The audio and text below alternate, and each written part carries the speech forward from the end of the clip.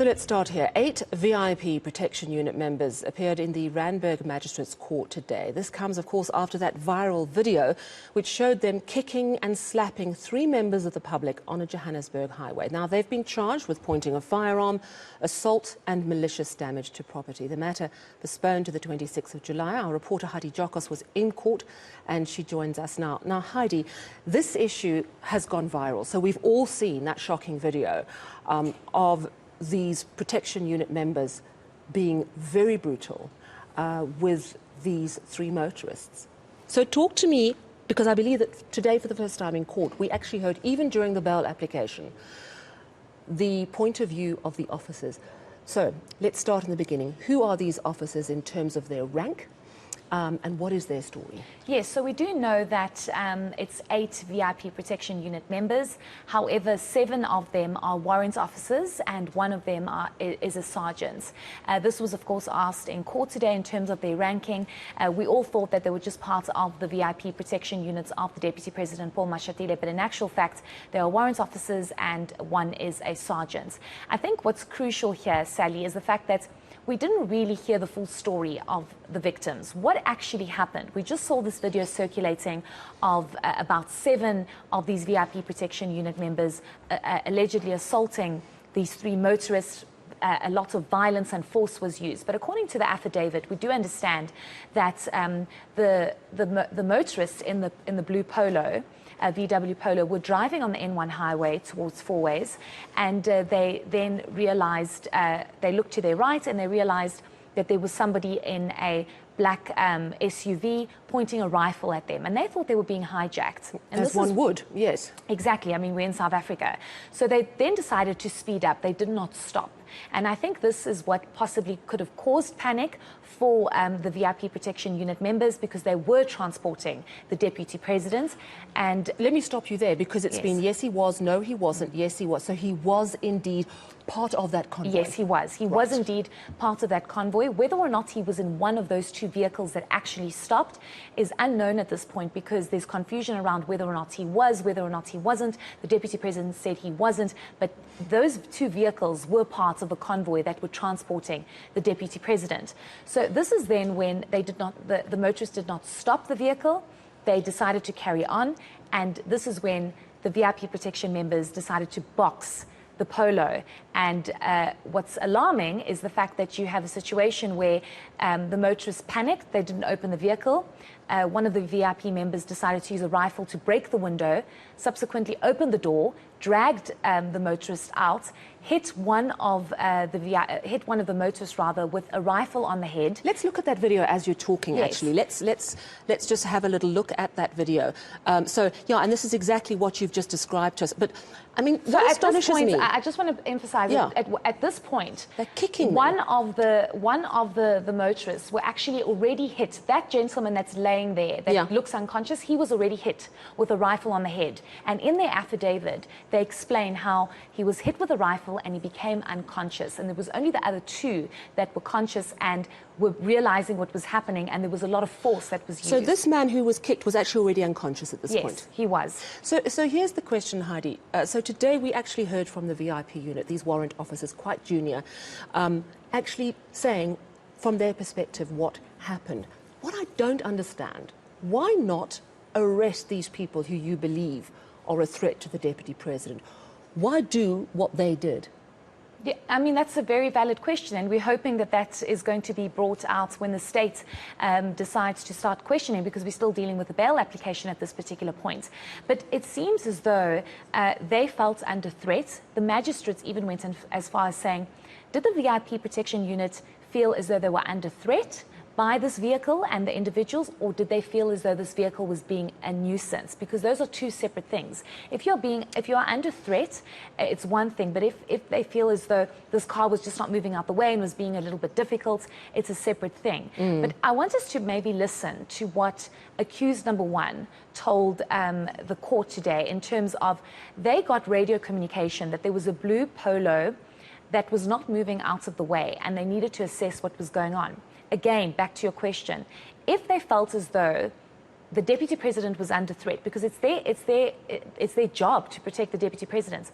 Why did they not stop the vehicle and arrest these motorists or get to the bottom of what was actually going on? Why assault and then drive off and then not report it? Only report it when the video started circulating. Let's listen to what accused number 1 had to say.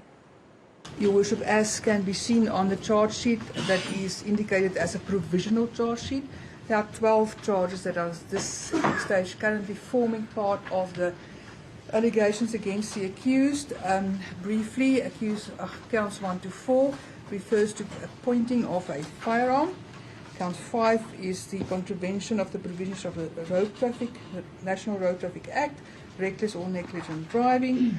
Count 6 and 7 is malicious damage to property. Count 8 to 10 is assault with the intention to do grievous bodily harm. And count 11 and attempt to defeat or obstruct the administration of justice. Count 12 is then an assault charge by ways of a threat.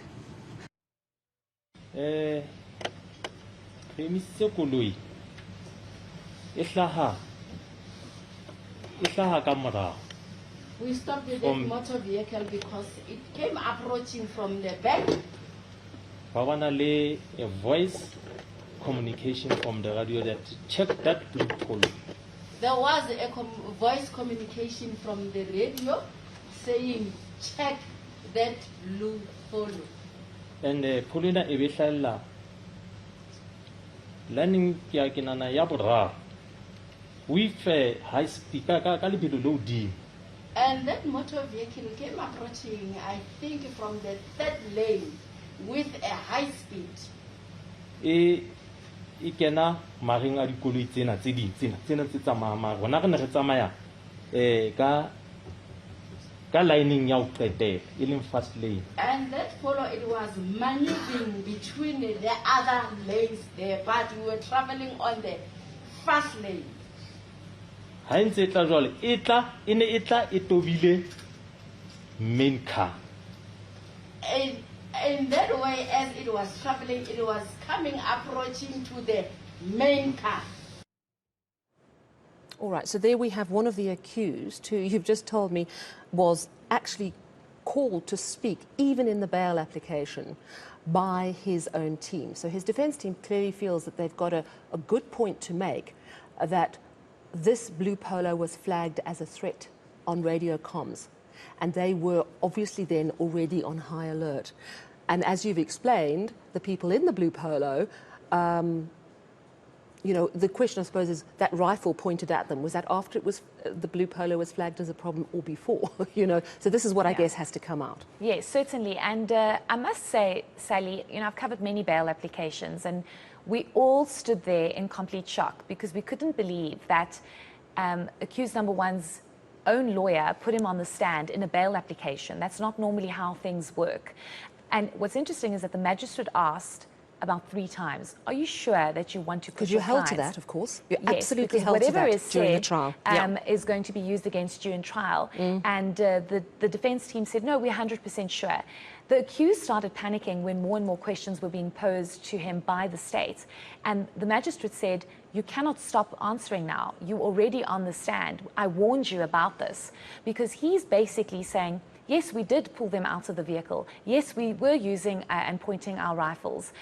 He claims that they're not guilty of assault because they were protecting, he used the word the second citizen, which is the deputy president. Yeah. But at the end of the day, why was so much force used? Correct. And why did the legal team put him on the stand? Because he's just exposed himself and the 7 others. It's a very interesting point because the context here, of course, is we have seen a lot of very rough behaviour, sometimes even brutal behaviour on the part of these blue light vehicles, unnecessarily so. And we've seen compensation being paid out to people who've been forced off the road or injured. So it's a bigger issue than just this incident. And it's an interesting first move on the part of the defence. Very briefly, Heidi, what's the next step? When is this back in court? It's back in court on Wednesday, and importantly, the 8 remain in custody. Well, they remain in a police station, the Randburg police station, because we do know that they were arrested and processed yesterday at the Santa police station. I just quickly want to add something else, Sally, is that accused number 7 did not get out of the vehicle. he remained in the vehicle. So there were only there are 8 that have been arrested, but only 7 got out of the vehicle and assaulted and were part of this interaction. And something that was asked by the magistrate was, but then how does number 7 fit into all of this? And the state is arguing that he saw it all happen, he had a duty to stop it, and he had a duty to report it, and he did not. But the question here is, why did he stay in the vehicle? Who was he protecting? Was the deputy president in that vehicle and that's why he had to stay in? Or was he just on lookout? And I hope that's going to come out during court proceedings. Yeah, it's so important, not just for this particular case, but also generally in how these vehicles behave on the road. Thank you so much, Heidi Giokos. All right.